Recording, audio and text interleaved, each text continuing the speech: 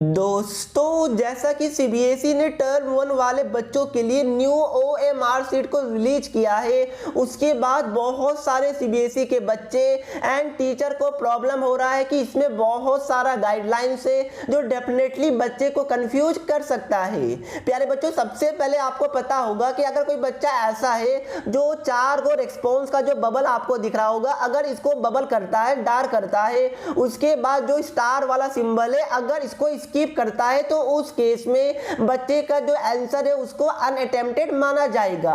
But vice versa true नहीं है कि अगर कोई बच्चा बस स्टार वाले कॉलम को फिल करता है बट जो 4 डार्कन वाला जो सर्कल गिवन है अगर उसको स्किप करता है तो उस केस में बच्चे का जो आंसर है उसको एवेल्युएट किया जाएगा, जबकि उल्टा होता तो ये बेटर होता। बट प्यारे बच्चों, अगर कोई बच्चा ऐसा है जिसको ये इंस्ट्रक्शन एग्जाम तक पता ही नहीं चला होगा तो उस केस में तो बच्चा सही आंसर लिखने के बाद भी उसको मार्क्स नहीं मिलेगा। इसलिए बहुत सारे स्कूल के टीचर एंड बच्चे अपने कंसर्न को शेयर कर रहे हैं, तो मैं एक एक करके बताता हूं। सबसे पहले जो सीबीएसई ने ये नया ओएमआर, तो टीचर और बच्चों का मानना है कि ये सीबीएसई को अराउंड 20 to 25 डेज और भी ज्यादा पहले रिलीज करना चाहिए था, क्योंकि एग्जाम 16 या फिर 17 ऑफ नवंबर से माइनर सब्जेक्ट का एग्जाम स्टार्ट हो रहा है। उसमें बच्चे को यही ओएमआर शीट में अपने आंसर को लिखना है, तो इतने कम टाइम के अंदर बच्चे ओएमआर शीट को प्रैक्टिस करें या फिर अपने प्रिपरेशन को और भी ज्यादा इनहेंस करें,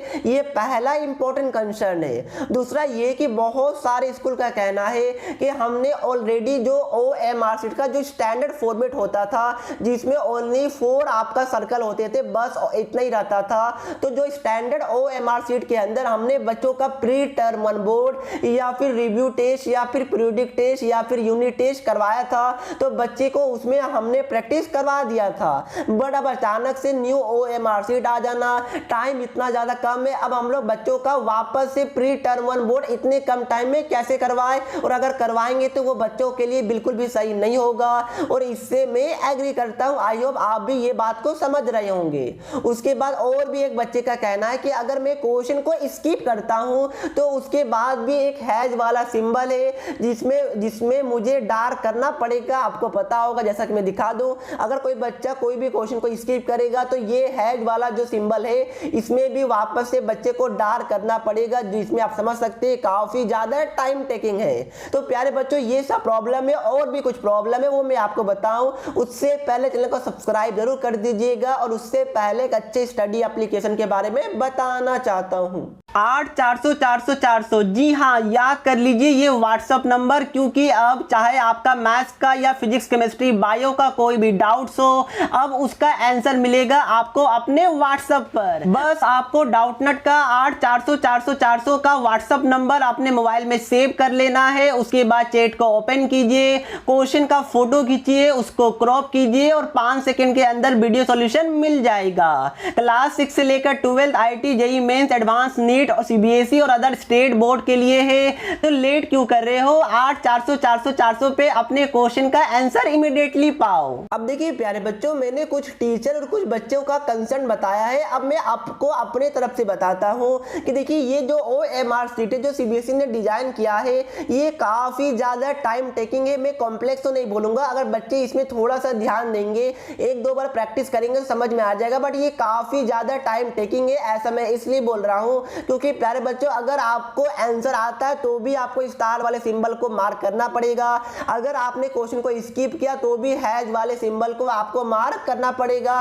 तो इससे समझ सकते हैं कि कितना ज्यादा टाइम टेकिंग आपका एग्जाम हो जाएगा, क्योंकि आपको ओनली 90 मिनट्स का लिमिटेड टाइम दिया जा रहा है। और इन केस अगर आपका 90 मिनट्स के मतलब अंदर अगर आपने कोई सपोज कीजिए कि आपने ये 4 सर्कल को कर दिया बट आपके पास टाइम ही नहीं बचा स्टार वाले को आपको डार्क करने के लिए या फिर स्टार वाले में ABCD लिखने के लिए, तो उस केस में आपका आंसर एवेल्यूटी नहीं होगा। तो ये सब इंपॉर्टेंट कंसर्न है जो बच्चे को ध्यान में रखना पड़ेगा।